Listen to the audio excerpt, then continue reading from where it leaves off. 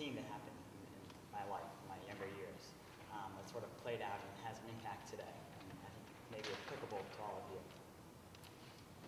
So when I was little, I loved going to my grandparents' house. I would run up the front steps of the house and swing open the front door and rush into the kitchen. My grandmother's a marvelous chef. She always had a batch of freshly baked cookies on the kitchen table, ready there for me to eat, for the rest of the family to eat too. Of course, before I can even get to the table, I had to get smothered by these large hugs and many kisses from my grandmother. What an Italian greet.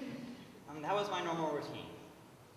Yet there were times that I remember I had to go through 2 sets of these hugs and kisses. Auntie Philly, my grandmother's sister, would occasionally be sitting at the kitchen table with her, and she would rise to greet me as well. Now, Auntie Philly looked just like my grandmother. She had the round face, the brown eyes, and she always wore a cross around her neck.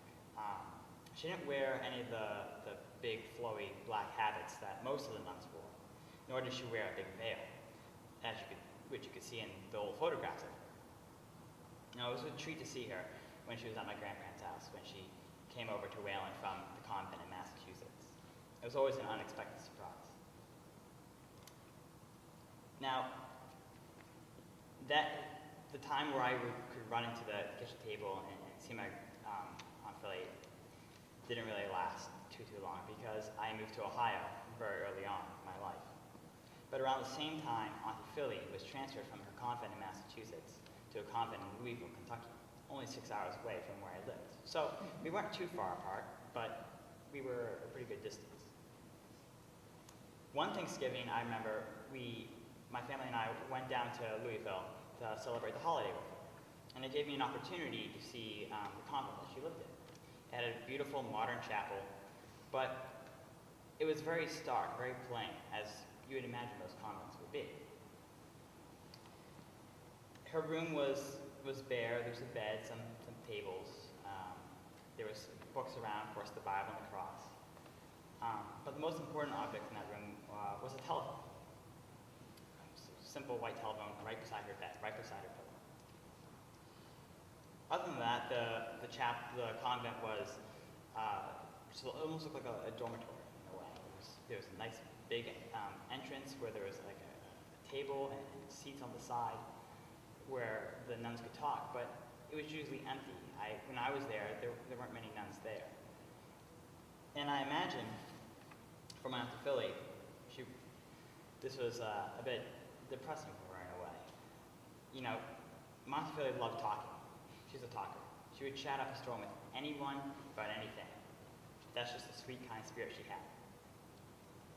Of course, but as you can imagine, this slow, not dull, but this distraction-free way of life, as a convent, as the image of a convent may invoke, was probably, the way I see it,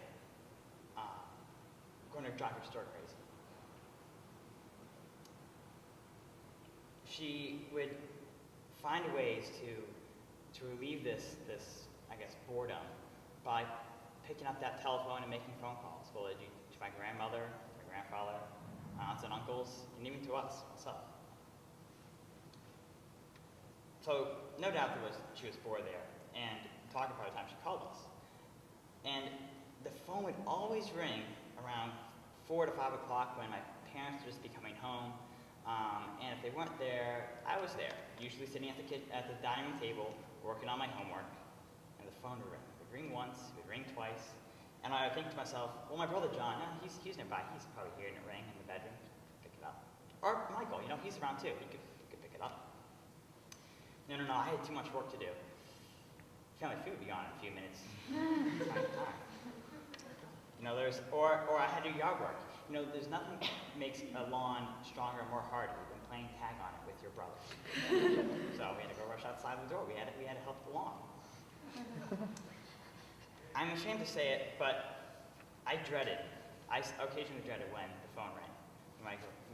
When Auntie Philly called up to say hi. Don't get me wrong. I love talking to her. I love her very much. But there's something about calling every day or every other day for 2 to 3 hours that can become repetitive every day and take up a good portion of your life. But of course, there wasn't much for her to do at her convent.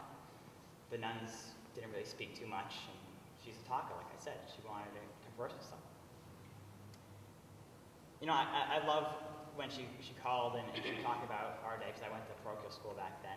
We would talk about what we learned in theology, or she would sometimes have us sing songs with her from The Sound of Music. That was her favorite musical. She loved it. She was crazy about it. And she loved playing the piano. She was very musical. But of course, convent, there wasn't any piano around in her room. So time went by. You know, life went by. I was busy. The phone would ring. Sometimes I would answer, sometimes I wouldn't. Sometimes I would pass the phone around. Sometimes my parents would just take the call. It was a frequent occurrence. So I was able to speak with her a good portion of the time. And eventually I moved back to Massachusetts, and I wasn't able to visit her for the holidays like I did when I was in Ohio. And the phone calls increased. She felt more lonely than when we moved away, because her friends, all her friends from her old convent in Massachusetts, we were there with her, but then we took off and back to Massachusetts. So she was all by herself, and so the phone calls increased. And our lives were getting busier and busier. We were going to middle school. I was, running on the track team, and, on different clubs and activities, the Rocket Club, and all this, that. And so were my parents. They were busy working. They worked longer hours. My brothers were getting more involved. So we had less and less time available to speak with her when she called. And of course, she would call every day for 2 to 3 hours. And one day, I remember, it was the time the phone calls became less and less frequent, and we became more and more busy. And we didn't really notice as much. But we noticed when it came to Holy Week, and Good Friday came, no phone call. Holy Saturday, no phone call. Being a nun, you would think she would call. That's her favorite time of the year, besides Christmas. That is her. Easter Sunday came. My whole family's gathered at my grandparents' house, sitting around the table, having dinner right after Mass. The hands ready to go. And, we have the phone right there, ready to pick it up anytime she calls. No phone call that day. On Tuesday, we learned that she had fallen and passed away on Monday, the day before. And that was the end of the phone calls. I lost her voice. It's funny when you lose a relative, when you lose a friend, one thing you miss the most. You have these stories, you can talk about them, but the one thing you miss the most is their voice. You can't repeat that. You have photographs, shows them the picture, but you don't have their voice. You haven't captured that. And I just felt so guilty, so selfish. I didn't make time to listen to my great aunt, who could tell these beautiful stories. I began to listen more to my grandfather after that point, realizing their story is a part of my story. I'm a part of them, and they live on in me, and I carry their story. And that conversation that I could have helped me out probably with understanding my classes, understanding life, and I put it aside. I ignored her. And so I made the effort to become more attentive to my grandmother, my grandfather.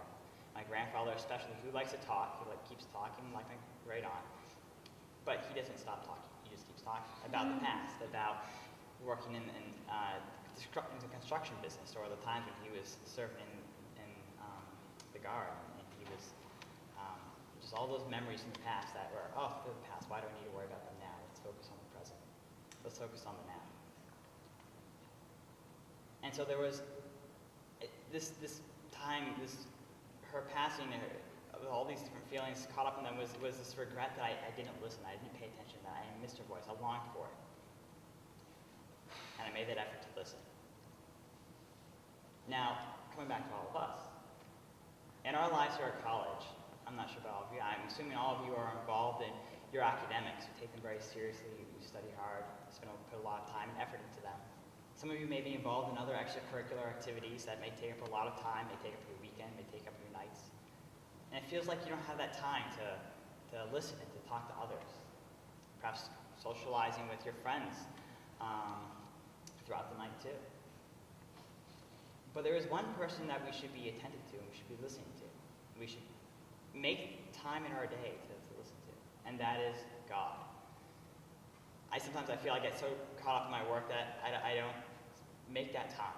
He sort of is on that background. Oh, I know God's present. He's and all these different blessings that I see throughout the day and that affect me and affect others.